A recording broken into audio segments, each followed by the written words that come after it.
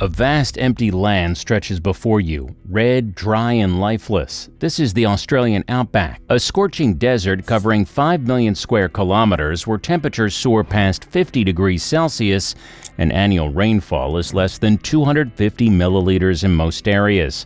It's a place so inhospitable that 70% of the continent remains uninhabited, with almost no agriculture and little fresh water. Yet, what if this barren landscape could be transformed into a massive inland sea? This is exactly what Australia is considering, a colossal engineering project that would divert entire rivers inland, flooding thousands of square kilometers of desert and creating a permanent lake. But how can water be transported over 1,500 kilometers without vanishing in the heat? And can Australia really turn the outback into fertile farmland? Australia is the driest inhabited continent in the world, and almost all of its fresh water is concentrated on the coasts. The Murray-Darling Basin supplies around 40% of the country's agricultural output. But even that is under strain, with droughts becoming more frequent. Meanwhile, the heart of the country, the outback, is a vast empty wasteland. But what if it didn't have to be? For nearly a century, engineers, politicians, and visionaries have dreamed of turning this harsh, sun-baked land into fertile farmland capable of feeding not just Australia, but the world. And right now, an old, insanely ambitious plan is making a comeback. The idea? To divert massive rivers from the coast, flood part of the outback, and create a giant artificial lake. A project so big it could change Australia forever. But how would this even work? Who first came up with this wild idea?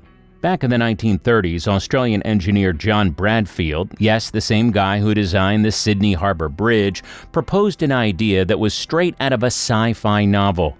He believed Australia was wasting its greatest resource, its rivers in the north, which flood during the wet season and send billions of liters of fresh water straight into the ocean. His solution: reroute that water inland, specifically into the arid regions of Queensland and South Australia. By digging massive canals and tunnels, Bradfield estimated they could flood up to 7,700 square kilometers, about 2,970 square miles of desert, an area bigger than Cyprus. He believed this would create a permanent lake, boost rainfall, and transform the outback into a thriving agricultural hub. Sounds genius, right? Well, not so fast. Scientists immediately poked holes in the plan. First, Bradfield massively underestimated Australia's evaporation rates. See, in the outback, temperatures regularly top 40 degrees Celsius, about 104 degrees Fahrenheit. And water doesn't just sit there, it disappears. If the lake were to form, studies suggest it would lose up to 80% of its water each year just through evaporation alone. Second, the rivers Bradfield wanted to divert don't actually have as much water as he thought. Even in flood season, they don't carry enough flow to sustain a massive artificial lake year-round. And third, where would all that salt go? Much of Australia's soil is loaded with salt deposits, and flooding it could create a toxic saline wasteland instead of a green paradise.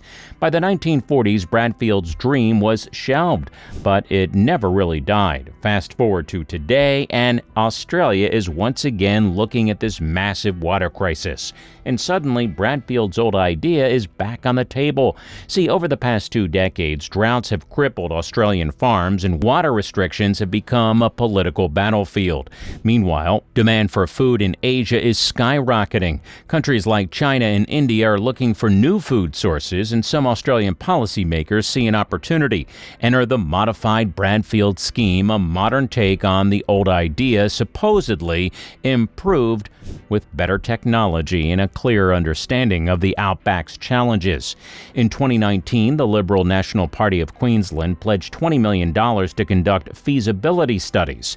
This version of the plan aims to capture excess floodwater from the Burdekin, Herbert, and Tully rivers in northern Queensland and divert it inland to Lake Erie, Australia's lowest point. The goal?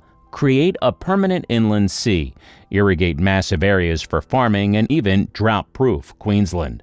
Some proponents claim this could unlock millions of hectares of new farmland, turning Australia into an agricultural superpower. But how exactly would it work? How do you build a lake in the middle of a desert? The key to this whole project is Lake Erie, or as it's officially called, Katie Thanda Lake Erie. If you look at a map of Australia, you'll find it in the heart of South Australia right here. The reason Lake Erie is so important is that it sits at 15 meters below sea level, about 50 feet. That means if you could somehow get water here, it wouldn't just run off or seep into the ground.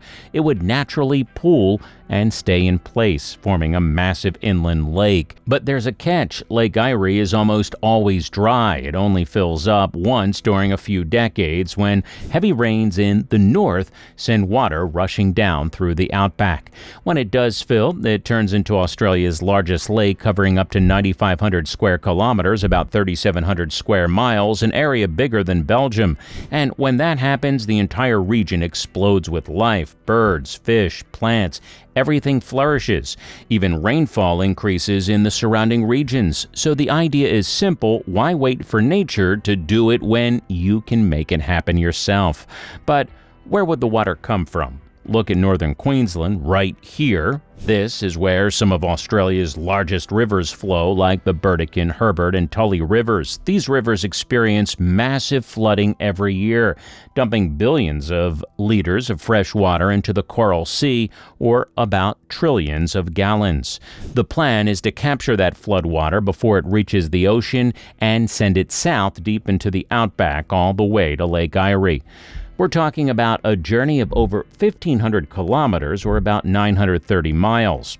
That's like trying to move water from New York to Miami or from London to Rome. And the outback, it's not exactly flat. You'd have to build a network of dams, tunnels, and canals to keep the water flowing. The plan proposes using gravity-fed channels where possible, allowing water to flow naturally downhill with minimal assistance. But the outback isn't just a vast, flat desert. It's full of hills, ridges, and plateaus that would block the water's path.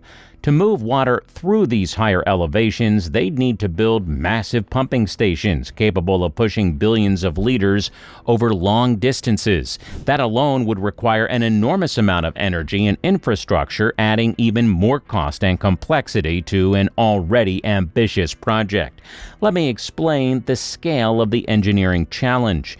Some of these canals would need to be hundreds of kilometers long, rivaling the largest irrigation canals in the world. The tunnels required to cut through the toughest terrain could stretch for dozens of kilometers, over 30 miles, longer than the Channel Tunnel between England and France, which spans 50 kilometers or 31 miles under the sea. And then there's the sheer volume of water being moved. The system would need to transport 100 billion liters per year, about 26 billion gallons, enough to fill 40,000 Olympic swimming pools or provide drinking water for over 70 million people for an entire year. Sounds impressive, right? But here's where reality kicks in. The tunnels and canals alone would require billions of dollars and decades of construction. The evaporation issue is still a massive concern, and the high salt levels in the outback soil could turn the water into an undrinkable mess. Not to mention, this project would flood huge portions of Aboriginal land, creating legal and ethical battles that could stall construction for years. So, is it actually happening? The price tag estimates range from $50 billion to over $100 billion. For context, that's more than Australia spent on its entire national broadband network, one of the country's most expensive infrastructure projects ever. The biggest supporters of the plan are right-wing politicians like Bob Katter and Pauline Hanson, who argue that Australia needs to stop relying on food imports and start using its own land. The idea of taming the outback is also a major factor, similar to America's manifest destiny. Some believe Australia must settle and develop the interior. On the other side, environmentalists and scientists are sounding the alarm. They warn that the project won't work, will waste billions of taxpayer dollars, and could destroy fragile ecosystems in the process. There's also another risk. If the diverted water never reaches Lake Erie, it could devastate the coastal ecosystems that rely on these rivers, killing fisheries and marine habitats in the process. As of now, the project is still in the planning and research phase, with feasibility studies underway. The Australian government hasn't fully committed to funding the construction, and many experts doubt it ever will happen. But with climate change making droughts worse and global food demand rising, this crazy idea from the 1930s might just find a way back into reality. And if you think this project is insane, wait until you see what Russia built to defy gravity. Imagine a massive ship as heavy as a skyscraper being lifted over a 100-meter wall. That's exactly what happens at Krasnoyarsk Dam ship lift. Click here to check out our video on Russia's mind-blowing engineering feat. Don't forget to like, subscribe, and drop a comment below, and hit the bell icon so you never miss our next deep dive into the world's most ambitious engineering projects.